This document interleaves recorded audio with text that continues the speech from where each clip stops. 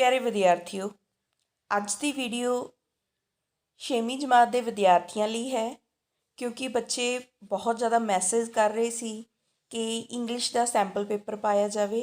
ਸੋ ਅੱਜ ਦੀ ਜੋ ਵੀਡੀਓ ਹੈ ਉਹ 6ਵੀਂ ਜਮਾਤ ਦੇ ਵਿਦਿਆਰਥੀਆਂ ਲਈ ਹੈ ਔਰ ਇੰਗਲਿਸ਼ ਦਾ ਹੀ ਸੈਂਪਲ ਪੇਪਰ ਪਾਇਆ ਗਿਆ ਹੈ। ਸੋ ਜਿਹੜੇ ਵਿਦਿਆਰਥੀਆਂ ਨੇ ਆਪਣੀ ਪ੍ਰੈਪਰੇਸ਼ਨ ਨੂੰ ਚੈੱਕ ਕਰਨਾ ਹੈ ਜਾਂ ਰਿਵੀਜ਼ਨ ਕਰਨੀ ਹੈ ਤਾਂ ਤੁਸੀਂ ਇਸ ਸੈਂਪਲ ਪੇਪਰ ਨੂੰ ਦੇਖ ਸਕਦੇ ਹੋ। ਇਸ ਤੋਂ ਤੁਹਾਨੂੰ ਇਹ ਵੀ ਆਈਡੀਆ ਹੋ ਜਾਏਗਾ ਕਿ ਪੇਪਰ ਦਾ ਜਿਹੜਾ ਲੇਆਊਟ ਹੈ ਉਹ ਕਿਸ ਤਰ੍ਹਾਂ ਦਾ ਹੋਏਗਾ।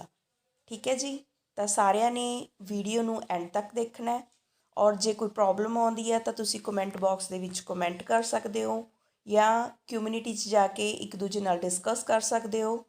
ਸੋ ਦੇਰ ਨਾ ਕਰਦੇ ਹੋਏ ਇਸ ਵੀਡੀਓ ਨੂੰ ਜ਼ਰੂਰ ਦੇਖ। ਇੱਦਾਂ ਦੀਆਂ ਹੋਰ ਵੀਡੀਓਜ਼ ਲਈ ਸਾਡੇ ਚੈਨਲ ਨਾਲ ਜੁੜੇ ਰਹੋ। Thank you.